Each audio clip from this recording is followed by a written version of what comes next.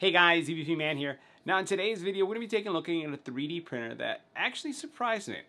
This printer is from Geetech, and it's the Mizar S. It's one of the easiest printers that we've had to date on the channel that literally you just put it together, you turn it on, and you print. It's that easy. And it prints things like this.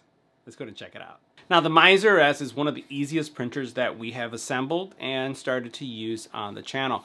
It has a print bed surface of 255 by 255 by 260 millimeters, and it has auto bed leveling, but it's not using the traditional bed leveling that we've seen with some of the other solutions where you have a little touch sensor that comes out. This one has the sensor built into the actual print head, and it works. It works for the very first time. It just works. I just don't know what else to say. It also has dual Z access. It has a magnetic sheet. And the other thing that surprised me is the actual print capabilities. We're talking about a nozzle temperature of up to 250 C and a bed temperature of 110 C. Now, what that means is that this is going to be able to print some really interesting, I would say, filaments. Also, this has a dual gear extruder. It also has a touchscreen, and the print nozzle is a 4mm print nozzle. Now this printer is ultra quiet. It's going to give you ultra quiet printing, way beneath, I'll say 50 decibels of noise. So if you're using this in a shared space, you want to have this in an office or somewhere close to you, it's quiet. It won't bother anybody. Now because of the bed temperature and also the nozzle temperature, you're looking at being able to print a wide variety of materials. We're talking about PLA, ABS, PETG, TPU, carbon fiber too, right? A lot of different materials given the actual temperature. This is a really easy printer, and what we're going to do is we're going to take a closer look at the printer. We're going to take a closer look at prints like this, because I'll tell you, out of the box, no tweaking, standard settings. Let's go and check it out. Now, one of the very first things that you'll notice on this printer when you power it up is going to be this display. Really nice looking display, very responsive, and also very colorful. You do have several areas that you can adjust. This is your preheat section, PLA, ABS, as well as customizing or modifying them with the cool down option. You also then have the ability to change your filament, move, go home, auto level, manual, unlock the motor, and then you could actually go back. Here you'll notice that you have a couple options in the actual tool area, which is where we were, and you have over here in the settings area, you can actually you can actually look at all the different settings. For example, this does have a filament runout detector, and it also has a power recovery mode, which is going to be great as well. And then you also do have a built-in LED here that as you're printing, you can actually keep an eye on your prints, and you can change the color if that's what you'd like to do, as well as disable the buzzer. You also then have a USB input here. One of the things that you'll notice about this printer, and one of the things that kind of shocked me at first, is that there's no leveling at all. There's no adjustment knobs, which was kind of freaky at first, but that's because of the technology that this printer uses. And again, you do have that really nice removable build plate. So as we bring this up further here, you'll notice that you do have a magnetic build plate.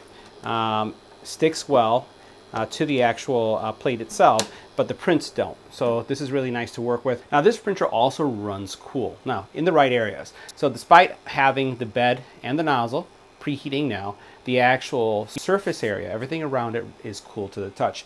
That is something that's really important to me. I think that any printer that you find that there's some heating that takes place in the material around it, with the exception of the bed, there's a flaw, and that's a danger. No issues here. You can see here the actual extruder itself, or the print head and the extruder.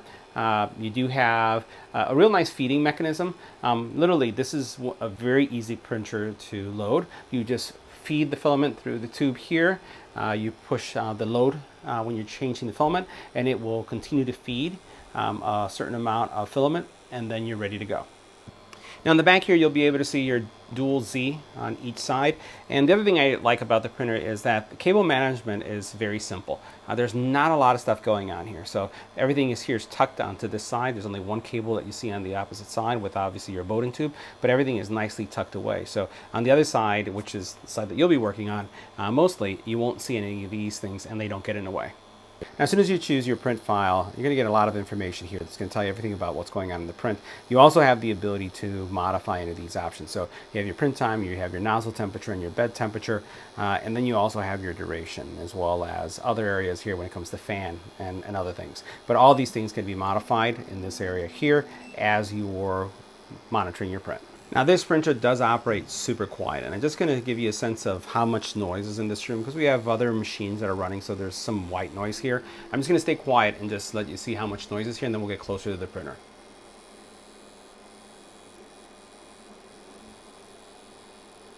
All right, so we're around 48 dB. Now we're going to get closer to the printer.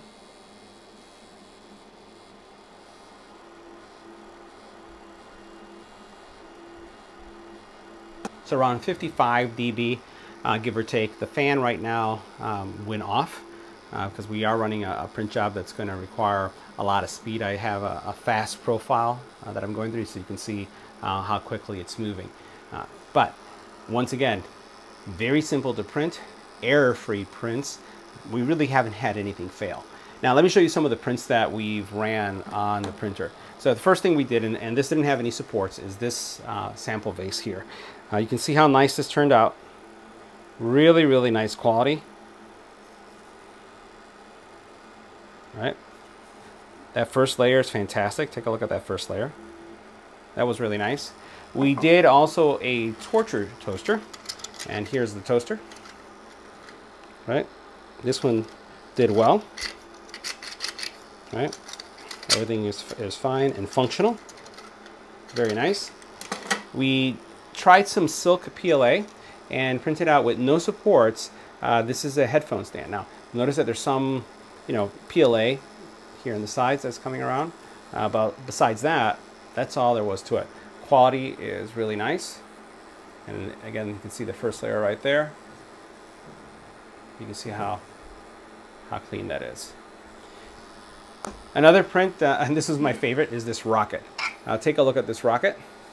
Again, these are all with the standard profile, so there's I didn't do any tweaking, I didn't do any modification, no adjustments. This isn't my profile, this is the standard profile. And you can see how clean that is. Take a look at right here. All right, very nice, and you can see how clean that lettering is right there. Look at that first layer. Very nice first print. And we can see how it's progressing right now. So this is definitely a printer that if you're looking for something that's going to give you peace of mind, that's just going to work out of the box, that is going to print quickly, it's going to be quiet, especially if you're in a shared space. This is definitely a printer to consider. I would have never thought to look at this brand until after having this printer and testing it for a number of weeks now. Every print that we've had has come out great. No issues with the print quality, no clogs, no failures, no errors. It's worked out of the box. So guys, that wraps up our review of the Geetech Mizar S. See you in the next one.